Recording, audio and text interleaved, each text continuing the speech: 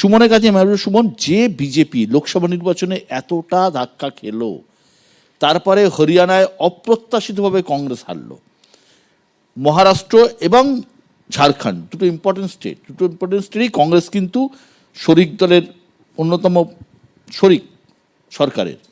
এই জায়গায় দাঁড়িয়ে সামনের বছর দিল্লি এবং বিহারে ভোট, এই দুটো যদি হেরে যায়, কংগ্রেস কিন্তু আবার অনেকটা ব্যাকফুটে চলে যাবে। বিশ্বদা, হাইপোথেটিক্যালি হেরে যাবে বা জিতে যাবে এরকমভাবে তো ধরা যায় না। একটা রাজনৈতিক দল বা একটা রাজনৈতিক মতাদর্শের কর্তব্য হচ্ছে তার মতাদর্শকে মানুষের মধ্যে ইনজেক্ট করা এবং সেটাকে সঙ্গে নিয়েই আগে বাড়া। দেখুন, আমরা ধর্মের কচকচানি ভারতীয় জনতা পার্টির মতন করতে পারবো না, ধর্মকে পণ্য হিসাবে ব্যবহার করতে পারবো না। আবার একই সঙ্গে শ্রদ্ধেয়া চন্দ্রিমাদিকে একটা কথা বলি, উনি বললেন যে সেন্ট্রাল ইলেকশন কমিশনের কথা, আমি একটু ওনাকে রেফার না করে পারছি না এখানে। চন্দ্রিমাদি, পূর্ণেন্দু বোসের কথা মনে আছে? তখন উনি রাজ্যের মন্ত্রী ছিলেন, উনি কেন্দ্রীয় বাহিনীকে বুথের বাইরে দাঁড়িয়ে বলেছিলেন যে আমরাই এখানে থাকবো, কাউকে আটকিও না, কাল কিন্তু তোমরা চলে যাবে। সেন্ট্রাল ইলেকশন কমিশনের আন্ডারে নিশ্চয়ই নির্বাচন হয় এবং আমরাও সাধারণ রাজনৈতিক কর্মী থেকে সাধারণ মানুষ আমরা নিশ্চয়ই চাই ভোট নিরপেক্ষ হোক, কিন্তু কেন্দ্রীয় বাহিনী বা সেন্ট্রাল ইলেকশন কমিশনের ডিকটেটসগুলো কতটা ফলো করা হয়, কতটা গ্রাউন্ড লেভেলে ইমপ্লিমেন্ট করা হয়, এটা নিয়ে কিন্তু মানুষের মনে সন্দেহ রয়েছে। এক, তা না হলে ফুলচাঁদ শেখদের মৃত্যু হতো না, তপন কান্দুর খুন হতো না, নানা রকমের ঘটনাই পশ্চিমবঙ্গে ঘটেছে। 2023-এর পঞ্চায়েত নির্বাচনকে আপনারা রক্তাক্ত করেছেন রাজ্যের নির্বাচন কমিশন, এটা অত্যন্ত গণতন্ত্রের জন্য দুর্ভাগ্যজনক। লাস্ট একটা লাইন, দেখুন, ধর্মের কচকচানি ভারতীয় জনতা পার্টি করছে, আমরা কিন্তু জাতগণনা, তুলো, জাতগণনা, পেঁয়াজ, সয়াবিন এগুলোর মিনিমাম সাপোর্ট প্রাইস নিয়ে মহারাষ্ট্রের মানুষের কাছে গেছি। এখানে বিশ্লেষক সুমন ভট্টাচার্য অবশ্যই বলেছেন যে আমি ঝাড়খণ্ড বা মহারাষ্ট্রে কেন পৌঁছলাম না। আমরা ঝাড়খণ্ডে গেছি লেবারদের ওয়েজেস নিয়ে মাইনিং এরিয়াতে, তা সেগুলো মানুষের কাছে দামি বিষয় নয়। সবটাই কি ধর্মই সব কিছুকে রেগুলেট করবে? এটা তো হতে পারে না। এই ভারতবর্ষ আমরা চাই না। আমি একটা 10 মিনিটের ইন্টারজেকশন দিতে চাই। সেটা হচ্ছে, যেটা বোধহয় বিশ্ব বলবার চেষ্টা করলি যে পশ্চিমবঙ্গ বিক্রি হয়নি, এখনও আমাদের গায়করা 5 রুপাইয়া 12 আনা গায়, 5 কোটি টাকা নিয়ে অন্তত হোটেলে পশ্চিমবঙ্গে ধরা পড়ে না। That's one of the issue. দ্বিতীয়ত প্রবলেম হচ্ছে যে কংগ্রেস বা লেফট, যাদেরকে আমরা সোকল্ড প্রগতিশীল বলে ধরি, সোকল্ড বললাম, তাদের এটা বুঝতে হবে যে আমি মনে করি ভারতবর্ষের মানুষ মনে করে আমরা প্রগতিশীল। সেই সার্টিফিকেট কি আপনি দেবেন? তোমাকে বলতে হবে না 5 কোটি টাকা নিয়ে হোটেলে ধরা পড়ে না, কিন্তু অর্পিতার খাটের তলায় পাওয়া যায়। আমি কিন্তু এদের যেটা বুঝতে হবে যে ইভেন আমেরিকান ইলেকশন দেখেও যদি মহারাষ্ট্রে বিজেপি জেতে, যে পপুলার স্কিম লোককে অ্যাট্রাক্ট করে, মানে এদেরই নেতা অনেক দিন আগে রুটি কাপড়া মাকান বলেছিলেন। So that is important. যদি বিজেপি সেটা নিয়ে নেয় তাহলে সেটাতে কোনো অন্যায় নেই, কারণ এই যে সোশ্যাল বেনিফিশিয়ারির যে স্কিম বা ডাইরেক্ট বেনিফিট দেওয়াটা, এটা গোটা পৃথিবীর মডেল। ডোনাল্ড ট্রাম্প এটা দিয়ে জিতেছে। ওই বিপ্লবের কথা বলে জেতেনি যে পুলিশ তুলে দিতে হবে। আরজি করের ফেলিওর হচ্ছে যে তুমি যত বিপ্লবের কথা বলবে সাধারণ মানুষ তোমার থেকে পিছনে যাবে, আর তুমি যত, সেটা নরেন্দ্র মোদী বলুন, ডোনাল্ড ট্রাম্প বলুন, মমতা ব্যানার্জি বলুন, দেবেন্দ্র ফডনবিস বলুন, যত সোশ্যাল বেনিফিটের কথা বলবে তত ভোট আসবে। সোশ্যাল বেনিফিট হচ্ছে ভোটে জেতার প্রধান। বিশ্বদা 100 দিনের কাজ কি সোশ্যাল ওয়েলফেয়ার নয়? ন্যায় প্রকল্প কি সোশ্যাল ওয়েলফেয়ার নয়? আমরা তার বিরোধী নই, সেটাকে রাজনৈতিকভাবে ব্যবহার করার আমরা বিরোধী। হ্যাঁ, আমি আবার বলবো যে বিজেপি আমাদের রাজ্যে এটাকে ডোল পলিটিক্স বলে, কিন্তু বিজেপিও দেখবেন যে সোশ্যাল ওয়েলফেয়ারের কাজ করে।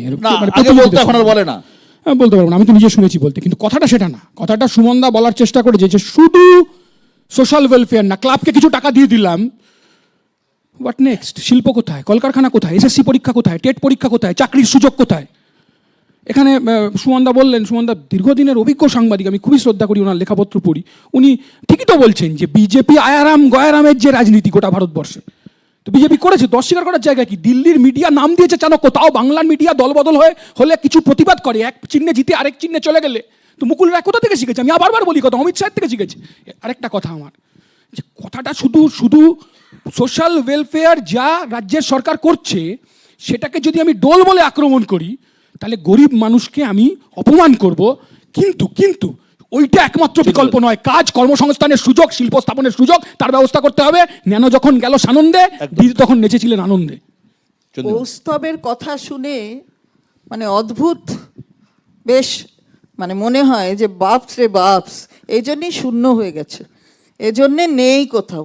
এবার এমন কিছু করো যাতে একটু অস্তিত্ব বজায় রাখা যায়, এরকম একটা কিছু করতে পারলে তাও দিদি, আপনি হয়। গোয়াতে শূন্য, ডোল দিদি, টোল আপনি জানেন তো, বলে গোয়ায় লাভ শূন্য, হবে না। ত্রিপুরায় শূন্য, ডোল- গোটা পার্টিটা বিজেপিতে আমি চলে তো গেছে। বলছি না, শব্দ যেটা ব্যবহার করলে সুমন বাবুকে আক্রমণ করতে গিয়ে, কোনটা? সেটাও এই যে একটু বললে না কাল কাল কিসের তলে, সেটা কোনো পার্থ চ্যাটার্জির বান্ধবী যাই খাটের হোক, তলায় 50 না, কোটি, না, সবাই না, জানে তো। এইটা খুব অন্যায়, এইগুলো কিন্তু- এই ধরনের বলার কোনো অর্থ দিদি, হয় একটা না, কথা- যার জন্য আজকে অভয়া, অ্যাকচুয়ালি অভয়ার ঘটনাটা ধামা চাপা পড়ে গেছে, হয়ে গেছে অন্য, যেটা সুমন বাবু এবং আমাদের আরেকজন রাজনৈতিক বিশ্লেষক তিনি বললেন যে ওই দিনকেই ব্যাপারটা ক্লিয়ার হয়ে গেছে, যেদিন মাননীয় মুখ্যমন্ত্রী নবান্নে একদম লাইভ স্ট্রিমিং এর মধ্যে দিয়ে এটা দেখালো যে ব্যাপারটা কি, আসলে কি, কোথায় কি থাকতে হবে, সন্দীপ ঘোষের এটার price ব্যাপার posting টা যদি দিন। হয় তাহলে যেটা হয় সেটা হয়েছে। সুতরাং এইটা মহিলাদের অপমান করাটা হয়তো বলছো, হয়তো করতেও চাও না, কিন্তু কোথাও গিয়ে রাজনীতি মাঝখানে এসে যায় এবং করে ফেলো। আমি এইটার প্রতিবাদ একদম। করছি। বিশ্বজিৎ, আপনার কাছে আসছি।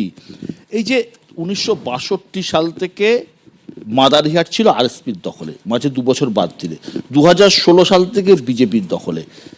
আপনি নিজে গেছেন বললেন, খুব ইম্পর্টেন্ট একটা জায়গা এই চা বলয়ের এই জায়গাতে, উত্তরবঙ্গের যেখানে বিজেপির ঘাঁটি, মনোজ টিগ্গা যিনি রাজ্যের বিরোধী রাজনীতির অন্যতম প্রধান মুখ ছিলেন, তার ছেড়ে যাওয়া আসন। তো এখানে যদি কোনোভাবেই ঘাসফুল ফোটে, রাজনৈতিক দিক থেকে তার গুরুত্ব কতটা?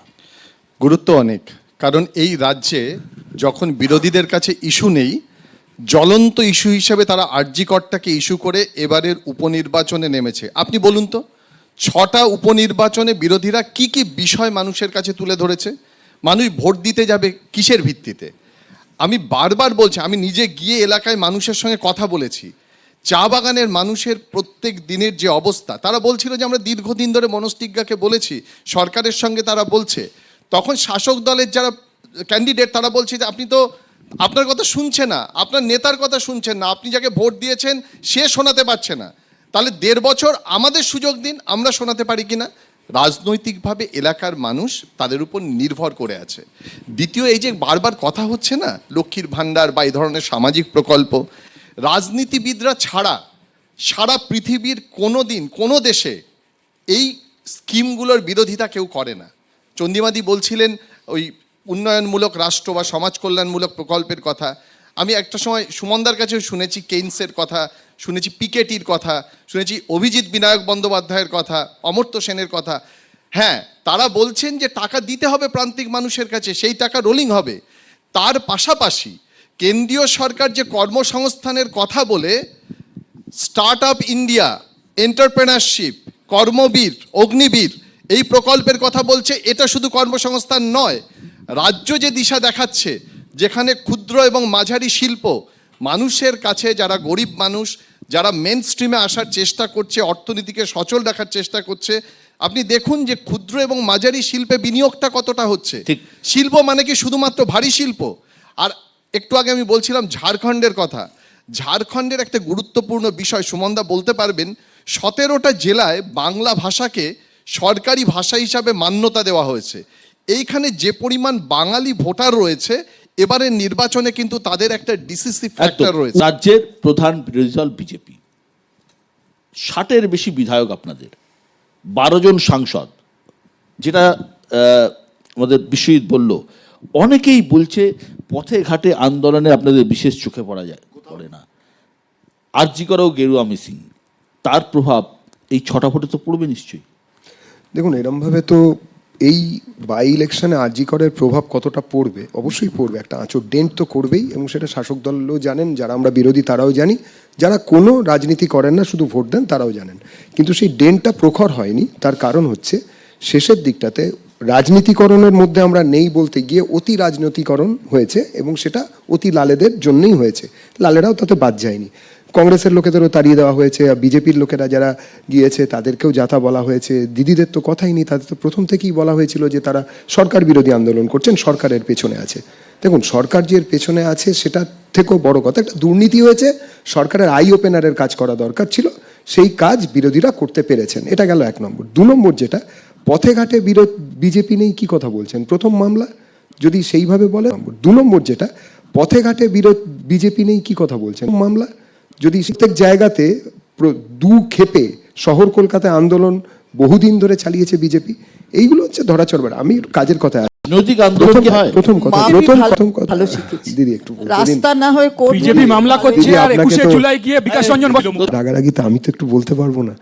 আমার কথা হচ্ছে, একটা কথা আগে কৌস্তব দা, দিদি সবাইকে এবং সুমন দা সবাইকে আশ্বস্ত করি, আমার পার্টির মত হচ্ছে, আমরা তো ইসলাম বলি না, কালকে আমার উল্টো দিকে থাকা লোকটাও বিজেপি। একটু আগে হর্স ট্রেডিং হচ্ছিল না, মনে রাখতে হবে, আপনারা পুরনো সাংবাদিক বিজেপির আনা নয়। আর ধর্ম বিষয়টাও বিজেপির আনা নয়। যখন ধর্মের ভিত্তিতে দেশভাগ হয়েছিল তখন বিজেপি ছিল না। শরৎ যাদব আমাদের পুরো বিপ্রতিভে দাঁড়িয়ে একটা অসাধারণ কথা বলেছিলেন একটা বিশেষ অধিবেশনে।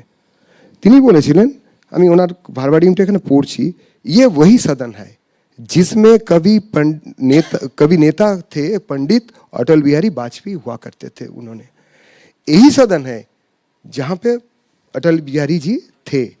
क्या उनके पास रुपया नहीं था, उनके पास आदमी नहीं था, जुगाड़ नहीं था, लेकिन एक वोट के लिए उन्होंने उसका इस्तेमाल नहीं किया, सत्ता को ठोकर मार के चला गया मर जाता। থ্যাংক ইউ দেবজিৎ, कभी অন্তত नीचा অটল नहीं বিহারী हुआ। বাজপেয়ী যাক, অমিত যাক, শাহ যাক, ভালো বলেছেন। ভালো লেগেছে।